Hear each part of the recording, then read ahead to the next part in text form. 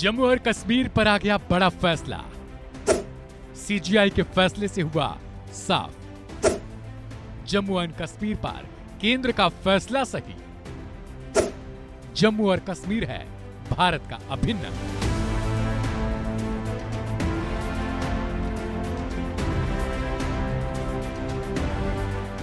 Supreme court ने लंबी सुनवाई के बाद आज अपना फैसला सुना दिया।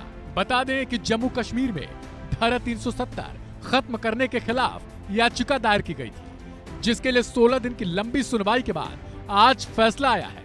सीजीआई चंद्रचूड़ के साथ 5 जजों की संवैधानिक पीठ ने अपना फैसला दिया है।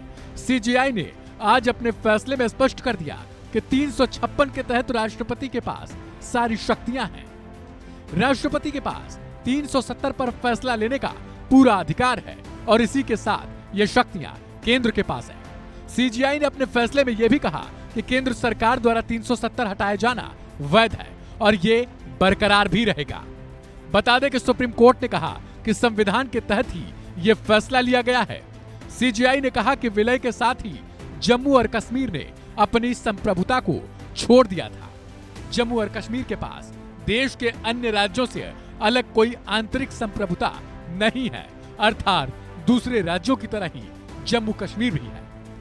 जम्मू कश्मीर भारत का अभिन्न अंग है, यानी साफ है कि 5 अगस्त 2019 का फैसला अब बना रहेगा।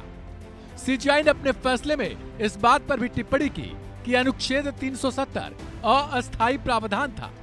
केंद्र के फैसले पर सवाल खड़े करना उचित नहीं है। सुप्रीम कोर्ट के फैसले से साफ है कि कश्मीर में जो लोग इस फैसले के बाद से कश्मीर को स्वतंत्र राज्य बनाने के लिए सवाल उठा रहे थे और केंद्र के फैसले को गलत ठहरा रहे थे, वो अब 80 में भी इसे हार चुके हैं।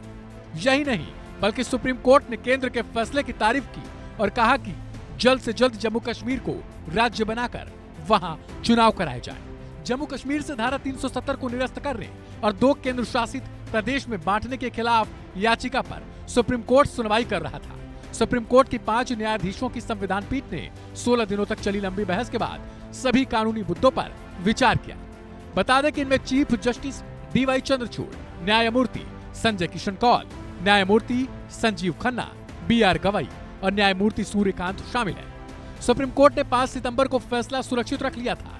इससे पहले बता दें कि धारा 370 के खिलाफ दायर याचिका में इसे निरस्त करने और जम्मू कश्मीर पुनर्गठन अधिनियम 2019 को चुनौती दी गई थी। इसमें कई याचिकाएं 2019 में संविधान पीठ को भेजी गई थी। इन याचिकाकर्ताओं ने तर्क दिया कि अनुच्छेद 370 को शुरू में अस्थायी माना गया था, लेकिन वो जम्मू कश्मीर के संविधान सभा के विघटन के बाद स्थायी हो चुका था। उन्होंने यह भी तर्क दिया था कि संसद के पास अनुच्छेद 370 को निरस्त करने के लिए खुद को जम्मू कश्मीर की विधायिका घोषित करने का अधिकार नहीं है। ऐसे में सुप्रीम कोर्ट के आज दिए गए फैसले के बाद ये साफ हो चुका है कि मोदी सरकार के द्वारा लिया गया फैसला सही और उचित था। इस खबर में फिलहाल इतना ही। बाकी की अहम और ताजा अपडेट्स के लिए सब्सक्राइब करें वन इंडिया हिंदी।